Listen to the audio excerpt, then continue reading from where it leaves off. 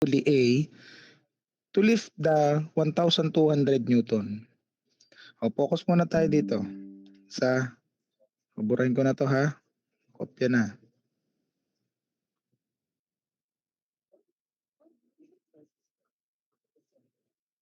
Hindi mabura. Ayan. So, focus muna dito sa figure 1 na to. So, ito yung ating mga pulley. Pulley A. Okay? So, ito yung ating pulley A, ito. Tapos, ito yung ating weight na, ito yung bubuhatin. Ano? Yung 1,000, ito. Okay. Now, kung mapapansin niyo, syempre obvious naman na lahat ng summations natin ay naka-vertical, no? Kasi wala namang pahiga diyan na tension na tali. Okay? So kung puputulin natin ito, yan. Syempre tension, ibig sabihin yung tension yan pataas. So ganun din dito, kung puputulin natin yan, ganun din dito. Okay, ganun din dito. Tapos meron, syempre ito'y pababa din. Tapos ganun din dito, pababa ito. At meron din pataas. Ganun din ito. Okay? Imagine nyo ha, pulley. Parang, lubid. So, kung ito yung tension din. Tension A. Magsisimula tayo kay tension A. Ito yung pulley A. So, T times T plus T is equal to 2T. So, ito na yung 2T natin. So, yung 2T natin, pinagsamang dalawang ito. Ito tsaka ito. Kaya ito naging 2T. Okay? So, kung ito yung 2T, malamang itong pataas na din na ito, yung value niyan is 2T. Ano? Kung ito ay 2T din, tatanya pa sa pulis ito ganito ha. Kung ito ay 2T din, malamang yung naikot din dito. 'Di ba? Ito na may pulley. Imagine yung parang panghuli ng isda. Nakakita na ba kayo yung pangawil? Alam niyo gayon, 'di ba? Pag yung pulley na iikot, okay? So iikot yung tali dito. Kung anong value ng tali dito, yun din yung value ng tali dito. Okay? Ayan. Kung 2T itong isang tali dito, tapos 2T isang tali dito, malamang yung pupunta dito, 2T plus 2T is 40. Okay, kung 40 ito, kung 40 ito, 40, ay kung 40 ito, kung 40 ito, malamang 40 din itong kabila. Tapos iikot yan dito, kung 40 itong iikot dito, malamang ito ay 40 na din. Okay? Tapos ito, pinagsamang dalawang tali na ang value ay 40, kaya ito naging 80. Okay? Tapos ito, kung 840 ito, kung 40, 80. So therefore, yung nakalapat sa bigat, kung yung nakadikit na tali dito sa 1,200 Newton na block is 80, isang tali na ang value ay 80, tsaka isang tali na value ay 40. Therefore, yung total na tali K is equal to 8 plus 4 is 12T. Kaya yan, may 12T dyan. Kaya naging 12T dito. Okay? Now, summation of forces. Okay, dito na tayo titingin. Excuse me. So, dito na tayo tumingin sa summation of forces Y or summation of forces vertical is equal to 0.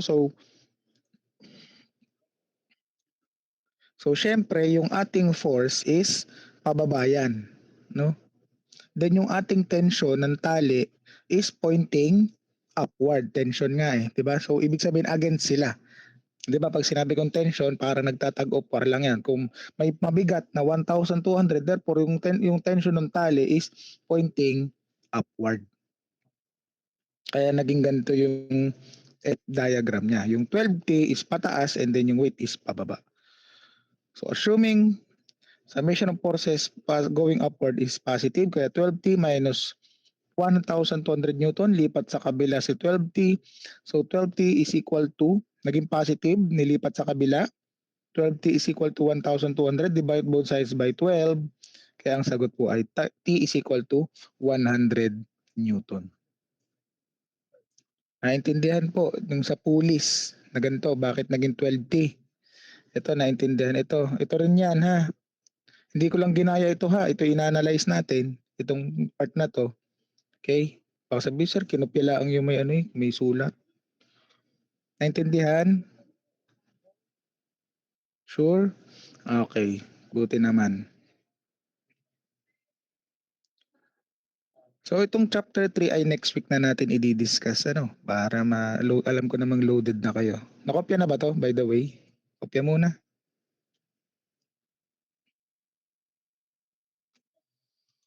Alam kong sumakit yung ulo natin dito sa pag-compute dito 'no, nasa taas lang pala yung formula.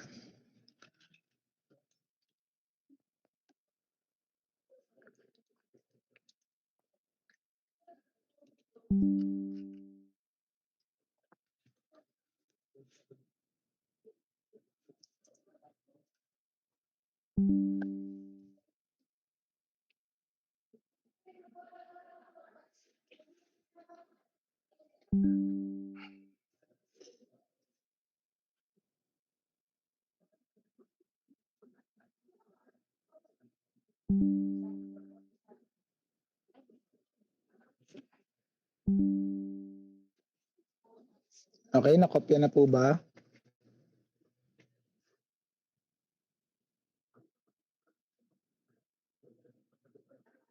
Sige, kopya muna.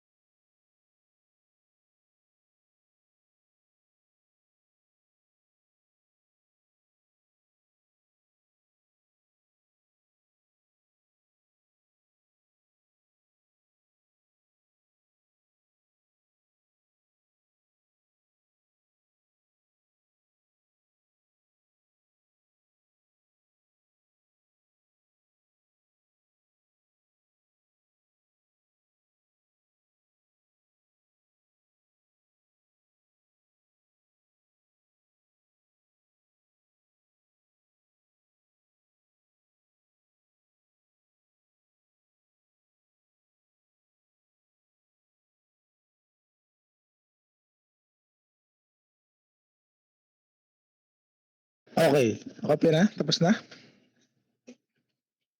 Sige po, kung tapos na copy, again, ito yung chapter 3 natin which is kinematics. Okay.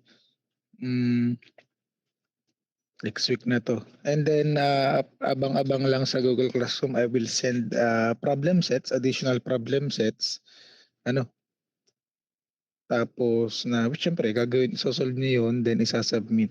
Okey?